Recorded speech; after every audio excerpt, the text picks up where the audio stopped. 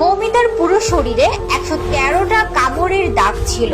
চিকিৎসক মৌমিতা দেবনাথকে ধর্ষণের সময় সাহায্য করে তারই দুই নারী সহকর্মী। এমন চাঞ্চল্যকর তথ্যই উঠে এসেছে। শুধু তাই নয়, তাকে যে গণধর্ষণ করা হয়েছে তাও নিশ্চিত করেছেন চিকিৎসকরা। মৌমিতার পুরো শরীরে 113টা কামড়ের দাগ ছিল। 150 গ্রামের মতো শুক্রাণু পাওয়া যায় তার দেহে।